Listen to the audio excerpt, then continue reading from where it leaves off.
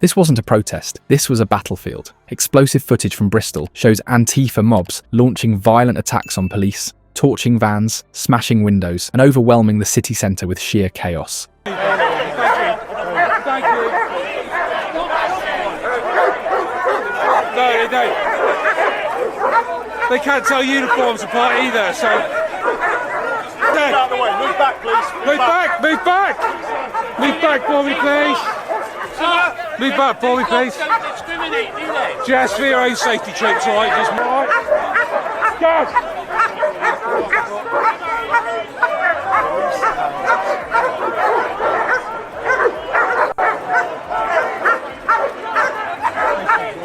Law enforcement is bruised, the public is shaken, and the line between free speech and street warfare just got dangerously blurred. Arriving early were Antifa groups, coordinated and dressed in all black. Witnesses say they were prepared for war, with batons, umbrellas, which acted as shields, and backpacks loaded with spray paint and fireworks. They began almost immediately upsetting police lines, blocking roads, and erecting human barriers. Shouts quickly evolved into shoves, then into a punch.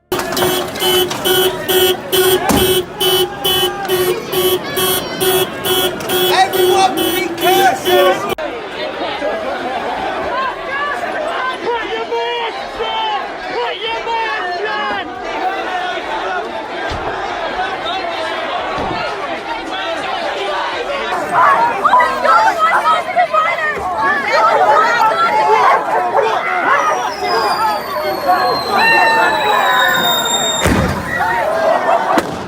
As the air cracked, missiles began to soar toward police enforcement. Video footage currently making the waves online shows a Molotov cocktail thrown from the mob striking a police van, lighting it in a matter of seconds. Police rushed in. Members of Antifa hurried back. Besides, Bristol's city centre turned into a war. I watched protesters wearing masks, smashing storefront windows, dragging trash cans into the street and burning them. The scene was chaotic, one witness said. It looked to be from a dystopian movie.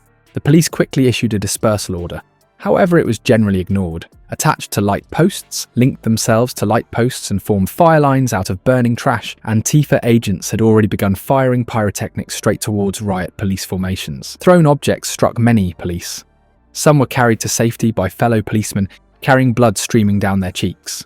On-site doctors hurried to treat police personnel, as well as demonstrators, as the mob refused to stop. Order totally crumbled, and police reinforcements, including mounted soldiers and riot vans, were called in from surrounding counties. Some activists began spray painting anti-government messages, while others set fire to police equipment and damaged security cameras. One popular video shows an officer trying to settle a situation before 3 masked people suddenly surround him. He falls to the ground within seconds, shielded by other cops, but not before the incident is widely reported. The harm is, 3 cops' vans caught fire. Over a dozen cops suffered injuries. Many of the city's stores suffered vandalism, damage to tens of thousands of items.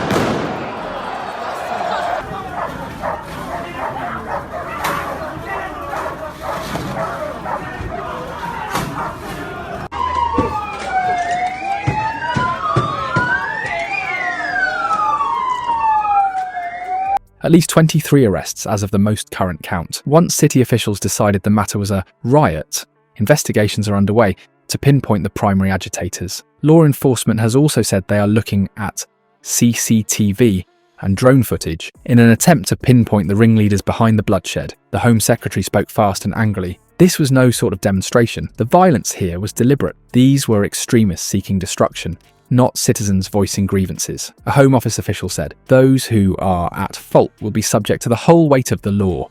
Antifa supporters claimed on social media that the police instigated the violence by referencing sporadic cases of crowd control methods and baton use. Critics counter that they were necessary responses to a situation dangerously out of hand.